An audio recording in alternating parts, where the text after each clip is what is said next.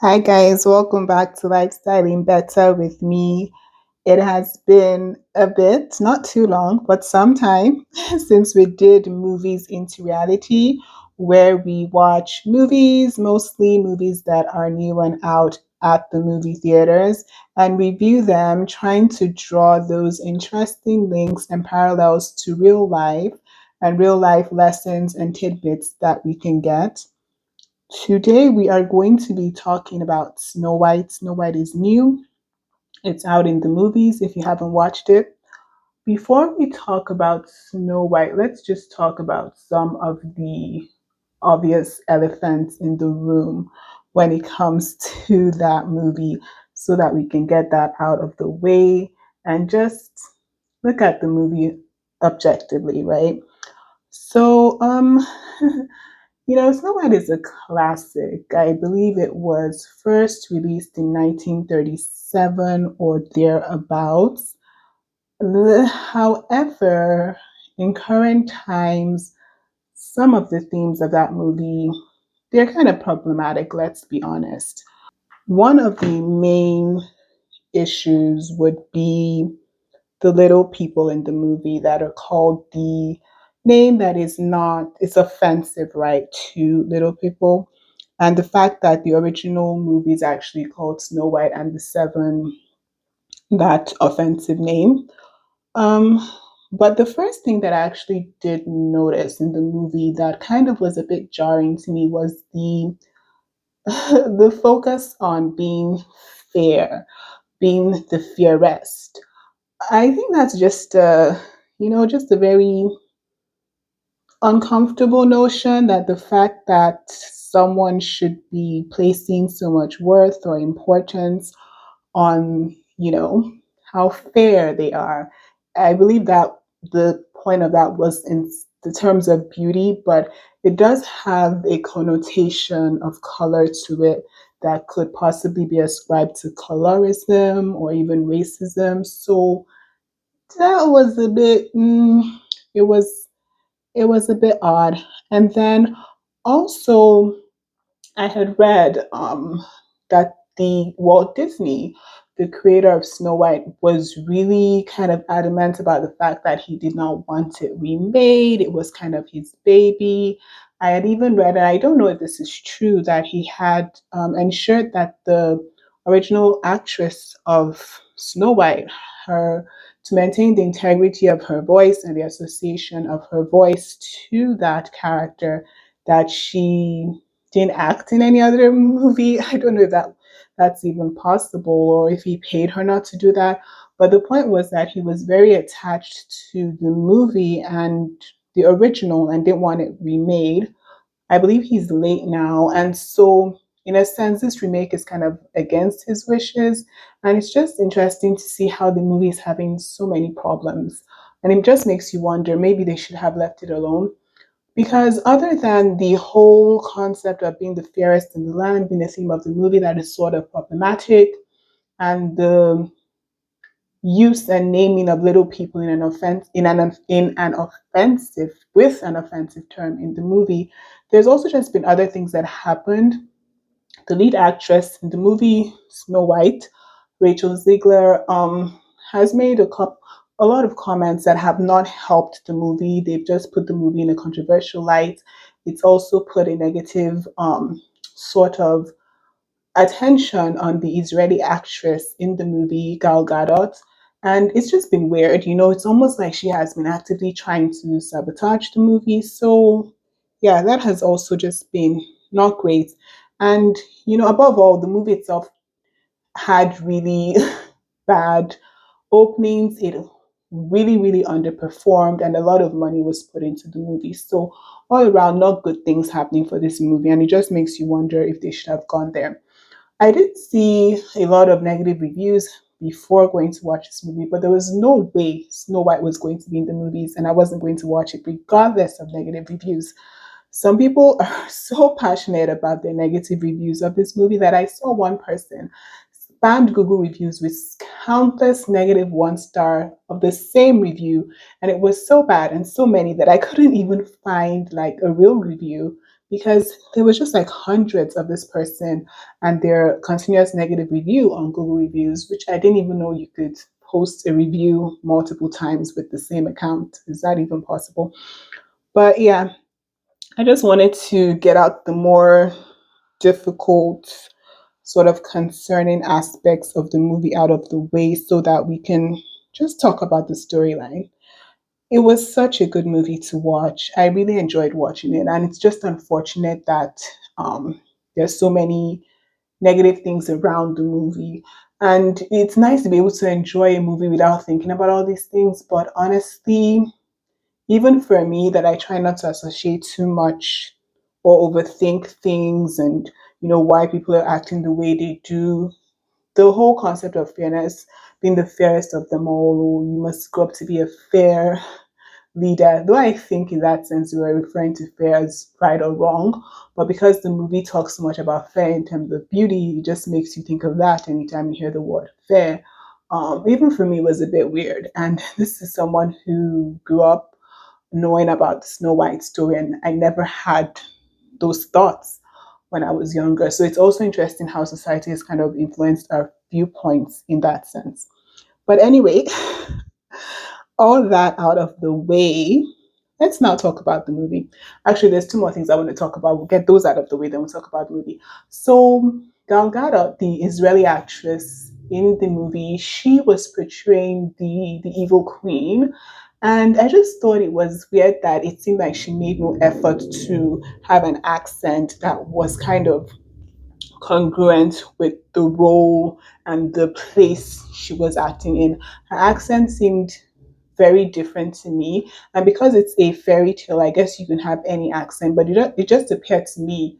And I don't recall watching her in other movies or how she sounded. But it appeared to me like she didn't make any effort in making her in acting, voice acting for the role, which I thought was odd. And also the gems that were used in the movie, because mining was apparently a big thing in for that time and that season. They just seemed like really cheap Dollar Tree knockoffs. I feel like they could have done better. And then also, some people had a lot of complaints about changing the original storyline. I didn't mind that so much, um, but hey, that's all I want to talk about in terms of things that were a little bit odd or concerning about the movie. Actually, no, sorry, one more thing. I also want to say I think that so in terms of like little people and using the offensive term, before the movie even came out, because apparently the movie has been in the works for a long time, Peter Dinklage did come out to say that he thought it was really bad and offensive, that they were remaking this movie, like what are we still doing this in 2020, whatever the year he complained about it was. I think that in itself would have put a lot of pressure on Disney to get it right. And I think in their in the pressure they felt to get it right, they got a lot of things wrong because they renamed the movie to just Snow White. There was no mention of the seven and the offensive term as it shouldn't be. But people in our community have said they could have called it Snow White and the Seven Little People. That the whole idea of removing them from the title is kind of diminishing the little representation that they do have in Hollywood or in entertainment. And then also the little people themselves were not real little people, so they did not cast real little people for this role, which is again kind of taking food from the table, right? Because they didn't hire them. Though there was another little person in the movie. Yeah, but the actual little people used in the movie were CGI, so they were simulated and not real people. I also personally had an issue with the fact that they made the noses of the little people look so big. Is that a thing? Like, I don't believe that's a thing in real life, so I feel like they shouldn't have done that in the movie because it just brings a false depiction of real people that exist in the world, especially since a lot of young children are watching this movie. We just don't want to create that kind of like confusion for an already minority population. Yeah. So yeah, that was a lot. But if you don't want to listen to all this, just fast forward from the beginning to now. Now let's get into the movie. So the movie starts off with Snow White, little Snow White. Oh, and Rachel Ziegler, I hear is a Latina, so it was nice that they cast a Latina for the lead role. Okay, I'm gonna get off my soapbox now. So Snow White does start off with little Snow White in their kingdom, and she's with her parents, and it is just this perfect little kingdom in which there is such harmony, and her parents are really one with the locals. They're like farming with the locals, picking apples and cooking, baking pies with those apples for the locals. There's joy, there's happiness in the community, and it's also a musical. It's so funny because anytime in recent times, anytime I've watched a musical, I didn't realize it was a musical. So anytime they break out in song, I'm like, oh my goodness, I didn't realize this was a musical. I think it was even the same for Wicked, which is silly because I know Wicked is a musical. I've watched it in theaters, the live performance. But yeah, so it was really beautiful living in their perfect kingdom. And her father was talking to her about how, she would grow up and rule the kingdom, which movies into reality. Let's talk about the realistic, interesting lesson part of that. It was great to see that you have a king and his queen, and they are raising their daughter to rule the land. It's not like they were trying for a son to have a king to rule the land. They were raising their daughter and teaching her what she needed to know to rule the land in a proper way. And that was the first time they had mentioned the word fair. And it's so funny how my brain went to, are they saying she has to be fair as in beautiful? When obviously they were probably meaning being a fair, like just leader. It's just that that theme of being the fairest of them all in this movie it's kind of weird. I'm not gonna lie. So they talk about how her mother then gets ill and dies. So her father is now single, and then a woman comes and she's so beautiful, captures her father's eye. And this is something I feel like we're going to talk about a lot of weird things in this movie as opposed to moving into reality, though I'll try to caution myself. So when Gal Gadot, who is the evil queen, comes in at the point where her father meets her and they're kind of describing her. They just say her beauty is so strong that it appears like she even has powers, and they show her having the power of being able to turn like a rose petal black and all of that. But they don't explain anything around that. Like, okay, because she's so beautiful, she has powers. They don't explain anything about that. They don't explain where she comes from. There's just no backstory to this evil queen character. So, anyway, shortly after that, the king goes out to war and he dies. And then it's now this queen who is now an evil queen.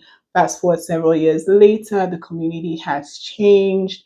It's no more farmers, joy and unity. It's like all the farmers have been converted into the queen's soldiers, and there is like poverty in the land. It's literally like you have this bright, sunny place, and it's now all grey and dark because this evil queen is reigning.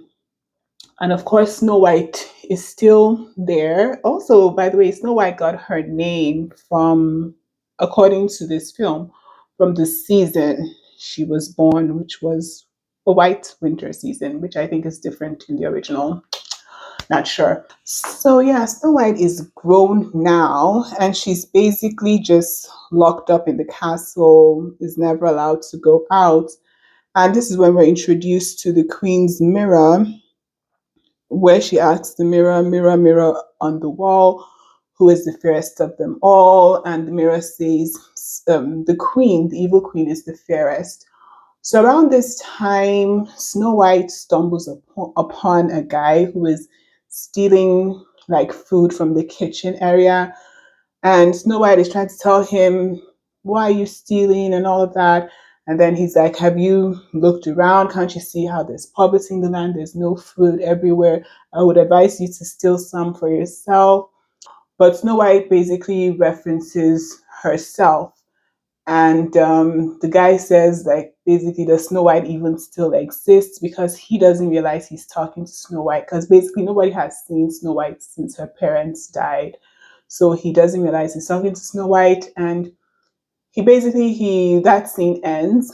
But they do catch the guy, one of the Queen's guards, catches the guy, and Snow White is trying to advocate for the queen to free the guy and show mercy and all of that.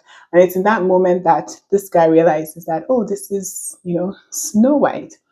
So the queen, of course, doesn't show mercy. Snow White is saying, oh, I think the queen wants to kill him or something crazy.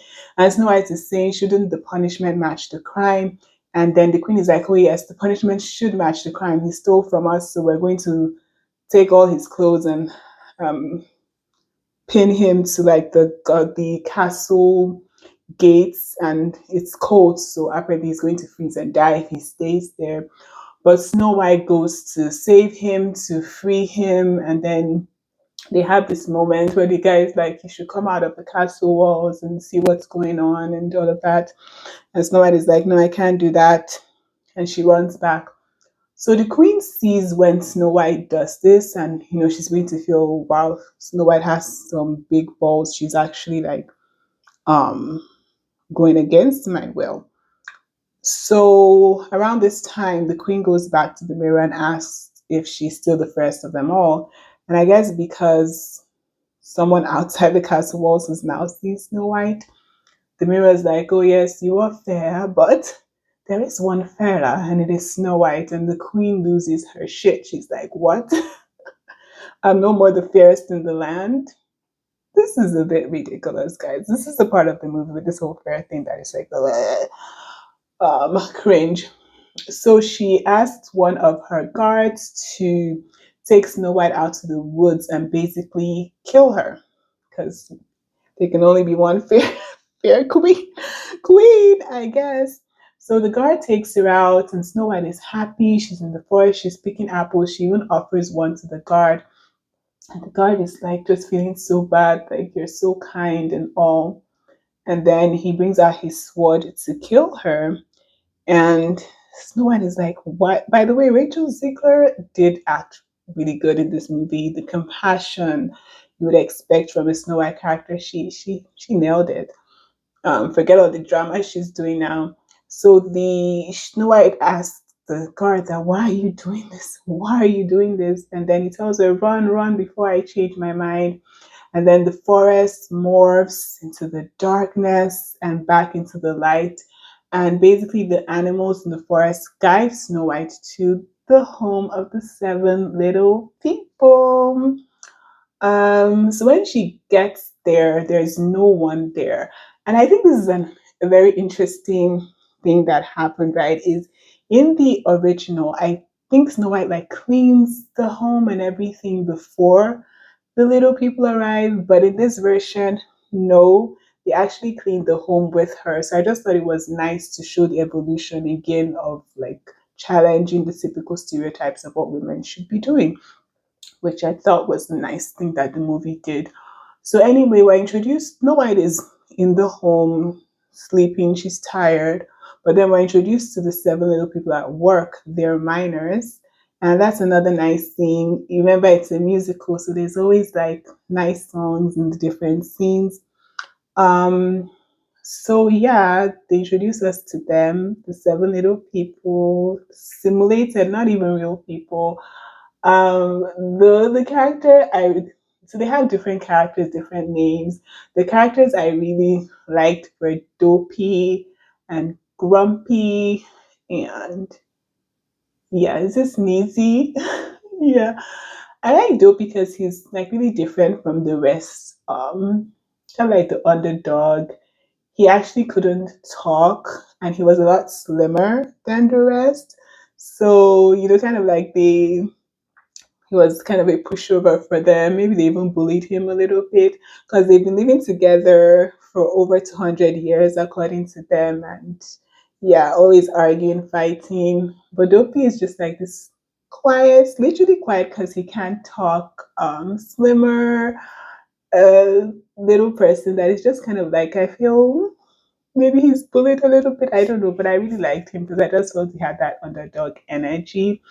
And he's the one. So when they show them at work and coming back home, and when they come back home, they go to the room and they discover Snow White there, and yes, they're like scared because they think it's some sort of like terrifying thing, or because they haven't seen a human in like ages.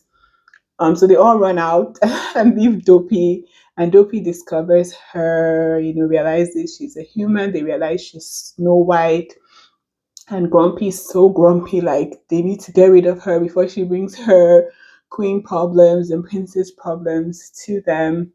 So there's this whole drama, but they allow her to stay the night, and the next day is when they clean together and all of that. And at that point, Snow White is like, I really should go back. Not go back, but go away because I don't want to get you guys in trouble. And also, when the guard was about to kill her and changed his mind, he let her know that the story that the queen told them about her father dying is not true. And she interpreted that to mean maybe her father was still alive in some other land. So when she was leaving the seven little people, her mindset was kind of like, I'm going to find my father. And yeah, so she left, and then when she left, she stumbled upon the thief that was stealing apples in the kingdom that kind of caused all this drama. And they talk, they have a moment, and he realizes what's going on, that the queen is after her, because right in that same moment the queen has sent her guards to chase after Snow White, because she goes back to the mirror and asks if she's still the first in the land, and the mirror lets her know, no, you're not. Snow White is still alive. So she throws the guard that she had sent to kill Snow White in the prisons for that. And it's crazy because she actually given the guard a box and was like, kill her and put her heart in this box. And I'm like, this is some gangster queen. Like, what? So yeah, and at that point, Gal Gadot, the evil queen, burst out in a song because this is a musical, and I didn't notice this in the moment. I'm no music buff, but people say she was singing really terribly. Like the song, she was completely singing just terribly, and that even the lyrics of the song were weird. It was about her being the fairest and girl power and just like confusing themes. I didn't really notice that, but yeah, I did see that when I looked up the movie after after watching it. So at that point, Snow White and they're actually the guy that was stealing is actually part of a group of bandits that are revolting against what's going on in the land and say they are fighting in the name of the king. The little people had actually thought Snow White was one of the bandits initially. So she fights with the bandits against the gods. And there's this cool part where the animals, because the little animals, they just love Snow White. They actually help Snow White in the fight and go into some clothes, her clothing. And the gods think that that's Snow White, but realize it's actually the animals underneath the clothing that look like Snow White. So that caused a bit of distraction, and they were able to lose them. But in the course of the whole fight, the guy, let's just call him the main guy, the main guy got shot with like an arrow or something, so he needed to be treated. And this is another part of the movie I think some people had issues with, was the fact that it was a prince that was Snow White's love interest in the original, but in this one it's a bandit. I think that's better. Like, why can't ordinary people find love with royalty? Um, but yeah, that was because I did say Rachel Ziegler Snow White was tweeting and creating a lot of negative press for this movie. One of the things she had actually said was about how the prince in the original Snow White was like a borderline stalker. She called Gal Gadot the evil queen like a pageant queen or a beauty queen. Yeah, she's said a lot of concerning things that have been bad for the movie. I don't even understand it. But yeah, so he gets injured. So Snow White takes them back to the little people's home. They're glad to see Snow White again. Well, maybe all of them apart from Grumpy. And she asked one of the little people who has experience in like sedimentary rocks, igneous rocks, to help treat the main guy that got shot. And he's like, "Oh, I treat rocks. I don't treat people." And then he comes out and he's like, oh, I did this, I did that. And he's describing like rock terms. And then as he's talking, the main guy comes out healed and he's surprised, like, oh, I thought I killed him. But he's fine. And at this point, they burst out in dance and song. And I really like this scene because in this scene is when we see Snow White and the main guy kind of like falling in love. And it's so interesting because they're all dancing and all, but there are parts of that shot in which everybody is taken out of the shot except for Snow White and the main guy for us to be able to see them forming that connection. So I really like the film, the is it filmography or scenography, the cinematic experience of that, because it was nice seeing just the two of them connecting and then fading in and out of that into everybody actually being there, which was the real reality. So I really like that scene. It was really nice. And it's also like a scene where we see them connecting. So that was really nice. But anyway, after that scene, Snow White at some point tells them that she thinks her father is still alive and how she has to find them. So I believe they say they will go and look for her father and keep her posted or something. And actually, one of the bandits is a little person. I was saying that there's a little person in the movie. So the bandits go off, and Snow White is left alone. And I guess the little people go to work in the mines.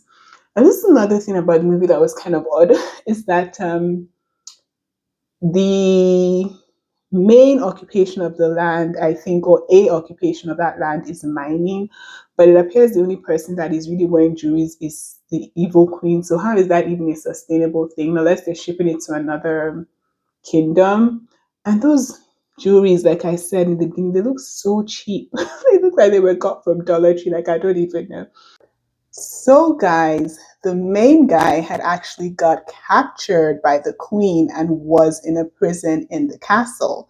And he was in the same prison as the guard who had chosen not to kill Snow White and so was thrown into prison. So, something really, I think, inspiring is while they were in the prison together, the main guy was talking about how he needs to, escape and be free so that he can support and be with Snow White. And the other guard who was imprisoned alongside him was just like, no, just get used to your reality. You can never escape here. But he kept trying to free himself. And then he gave this speech about how Snow White had inspired him. Because something I think I forgot to mention is when the bandits, the main guy is part of the bandits, remember, were fighting the palace guards that were in search of Snow White. The main guy had actually told Snow White to just run away and they would help her fight, but she chose not to, and she fought alongside them. And yeah, she was the one that had done that whole thing of creating like an image of herself, but it was actually animals in the underneath her dress is not her. So she had chosen to fight alongside them as opposed to running away. So the main guy was giving this speech about how Snow White is so like brave and chose to fight alongside them when she could have run away, and how he's not going to give up and he's going to fight to be free. And that in turn inspired the other prisoner, and they came together to really push really hard on the gates of their prison, and they escaped. So I think that's just such a movies into reality moment because check this, Snow White had chosen to do something brave. That inspired the main guy at a different time to do something brave and free himself, and also inspired somebody else, his co prisoner, and together they were able to make a difference. So that just speaks to how much one brave action can cascade and really change things. All right, guys. So at this point, when I guess the guards come back and tell the queen that they couldn't get Snow White, she feels like, okay, this is time for me. I need to take matters into my hands. She makes some sort of potion to make herself look older, which I think is pretty much aligned with what happened in the original story.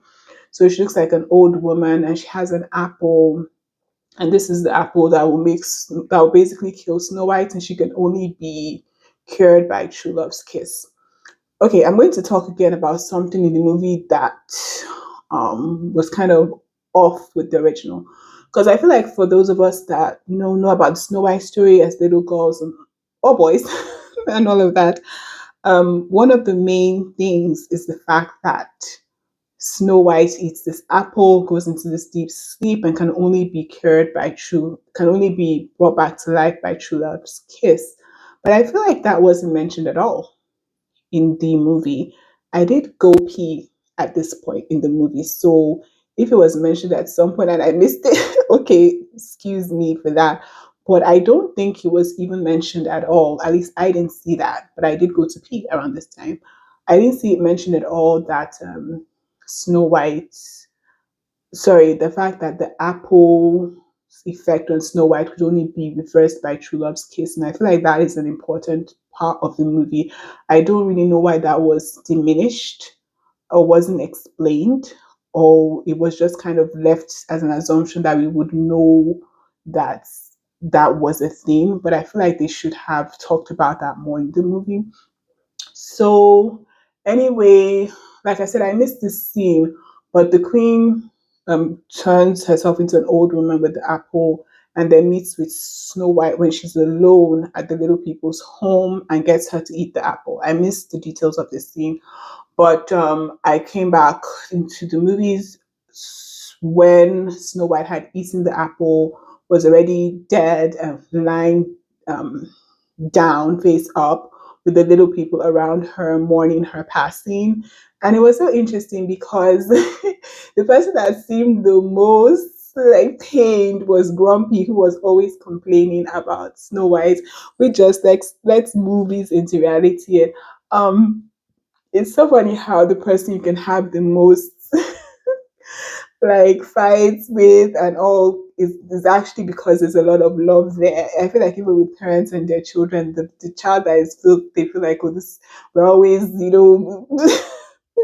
getting into it. That's it's because there's so much love there. And I feel like we should just show ourselves more love while we're here as opposed to showing it afterwards because there's beauty in life, so let's celebrate life and address moments together and express it as love and not as anger. Um but anyway, so it was just funny to me that Grumpy seemed the saddest that she was dead, like he had the tears and everything. So at this point the bandits come back. I think particularly it was the main guy. I'm not even sure the other bandits were with him, and he's like broken, and he kisses her and she comes back to life. To me, this was so weird because there was no mention of true love's kiss. Because I feel true love's kiss is like, that is the whole thing we think of when we think about Snow White and these fairy tales, right? That true love's kiss is going to break a spell, but there was no mention of it. It just kind of like happened. Yeah, it just kind of happened. He kissed her, she came back to life, and that was it. And then when she came back to life, it was a beautiful moment because she basically said enough of all of this, because also apparently the queen told her, though I missed this thing, the queen told her that her father was actually dead, that he had set him up to go to war and had him killed when he went to war. So at this point she realized her father was dead, and she was basically like, it now is time to stand up to the queen, right? Like her father isn't here to help her, she has to do it herself. And I also thought, let's move this into reality a bit. I thought that it was really great that she was able to, through the tragedy that had just happened to her, I mean, she just died, and through the tragedy of losing her parents, she finally found her strength and was ready to fight injustice. And it was also so nice to see that the main guy was so proud of her, like, yes, my queen, like a supportive, strong guy who's ready to support his queen. Don't we need more of that in the world? So, at the point when Snow White is ready to go back to the castle and confront the queen, Dopey speaks for the first time. Dopey finds his voice, and basically says, yes, we're no longer afraid. And that's such a powerful moment because it's like the strength that Snow White exhibited gave Dopey his voice. So I feel like it just speaks to how we can draw from the strength of a situation or from others to actually find our voice.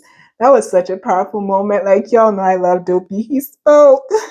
And something I forgot to mention earlier is that when Snow White was first introduced to the seven little people, she actually taught Dopey. They were making fun of Dopey. You know, I told you they were kind of bullying him. She actually taught Dopey how to whistle. So he had kind of been gradually finding his voice. And at that moment, when Snow White found her power and was ready to confront the queen, Dopey also found his voice. So I feel like that was such a powerful scene. And also, just a funny thing, Snow White, when the seven little people were kind of like fighting around when Snow White first came with each other, not really about her, she confronted them and was like, "Is this how you guys have been fighting for over 200 and something years?" Because they said they've been together for over 200 years. I think it's also interesting that they never really told us their relationship. Are they brothers? Are they friends? You know? But yeah, that was a great moment. So, anyway, and at that point, she goes back into the kingdom to confront the the queen. Um, and they have a showdown. So you know, I said the queen has this power to turn roses black, but she also kind of has the power to use that black, almost like carbon, to form diamond. Because during the confrontation, she had talked about how you don't need a fragile flower like Snow White, and then she miraculously brought out a flower. What you need is a diamond. So she turns the flower black and then creates like a diamond dagger um, in the same, like almost from the carbon from the wilted rose. So she charges her guards, right, to attack Snow White or whatever. But there's this beautiful scene in which Snow White begins to connect with the guards, and she's like, "I remember you from when I was a little girl. You were a farmer, you used to grow apples, your father was this, he used to do this." Because remember, the kingdom was very different when Snow White was growing up with her parents. There was people were into farming, growing things, and they used to the king, the queen, and Snow White used to bake treats for the people with their produce. So it was very different. So she was kind of like, you know, bringing up their nostalgia. And then in the, because as Snow White was walking up to the queen's castle, her castle really, the people of the land went with her, and she was wearing like this little red riding hood coat. So yeah, she was wearing this like little red riding hood coat, and when the people saw her, they all kind of like moved with her to the queen's gate. And there was also this little girl when Snow White was little that she gave kind of like a crown she had on her head, a crown made with like flowers and like the branches of flowers. And they showed that same little girl who is now, you know, about Snow White's age as well, with I think still with a crown on her head. And yeah, it was just part of the she was just part of the people that followed Snow White to the gate. But the reason I bring that up is because when Snow White was playing on their memories and the nostalgia of the good times, they were also kind of like showing the people's family in the crowd. So there was also that connection, like they were remembering the past and they also seeing their family in the crowd.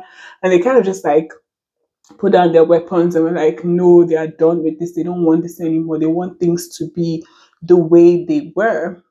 And the queen, you know, gets angry and agreed, and she tries to like throw that dagger, the one I said she made magically when she um made a flower wilt away, saying the flower is Snow White and the dagger is high strong queen. That's what you need. So she tried to use that to, you know, kill Snow White because she saw her guardsmen gonna do it. But one of the bandits, and the bandits had also kind of like infiltrated the palace before or as Snow White was going back to the palace. So one of the bandits has a bow, the one that's a little person, and he used it to kind of like thwart the queen's aim. So it kind of like came back to her, and she, I think, ended up stabbing her hand or something, which became kind of black because there's this kind of like black thing that's part of the queen's magic. I mean, we don't really know because the queen, her magic, wherever she came from, was never explained in any way, or her mirror. So at this point, the queen is running back into the castle and she's going back to the mirror. And I think in this crazy moment, the queen is literally still asking the mirror who is the fairest of them all or something. I may be wrong, but I think so. And I think the mirror is like, no matter how hard you try, you're still going to be black inside. But Snow White is actually beautiful from the inside out. And then the queen gets really aggrieved and throws that, I think, the same dagger into the mirror. And then the mirror breaks into a million pieces, turns black, and actually sucks her in, and then it becomes a normal mirror. But as this is happening, Snow White actually ran back into the castle, and this scene is very silly to me. Why would Snow White be running back alone into the castle to confront the queen? Like, what are you going to do? Do you want to get killed? So that was actually a very silly scene to me. But yeah, Snow White ran back to, I guess, confront the queen or whatever. So Snow White actually saw as this happened. And when the mirror changed back to a normal mirror, as the queen got sucked into the mirror, Snow White could just see herself, her normal self in the mirror. Yes, so the evil queen's reign is over, and the land basically just comes back to life again. And they show the people dancing. She's with her boo, the main guy. Everybody's wearing white. It's just a beautiful ending, which goes to show, let's do one more movies into reality parallel. That just goes to show how getting rid of the canker worm and the evil in society can literally turn things around for good. There was this nice song they sang at this point, which was like the last scene in the movie, and was also sung, I think, at the beginning of the movie when they showed her and her parents when the land was thriving at the beginning of the movie. I'm going to put an insert here me singing that song after watching the movie because it was just so nice. And overall, like I said, it was a really nice movie. Guys, I don't know why people were like giving this movie such a hard time. Like, I understand the DI issues with the movie. I understand the lead actress is also giving the movie her own problems. I understand that Walt Disney never really wanted this to happen. So I feel like there are a lot of external factors that are affecting the viewership and people's experience of the movie. But I enjoyed the movie for what it was. So yeah, if you want to watch it for yourself and see how it is and how you experience it, do that. Thank you so much for watching. I'm glad we have been able to connect again today. I feel like it's been forever since I posted, though it's probably not. All right, guys, thank you so much for joining today. I hope you enjoyed watching this. Please remember to like, share, subscribe. Till the next one, guys. Bye. Where the good things grow. Oh, oh, oh, oh, oh, oh. Where the good things grow. Oh, oh, oh, oh, oh, oh. Where the good things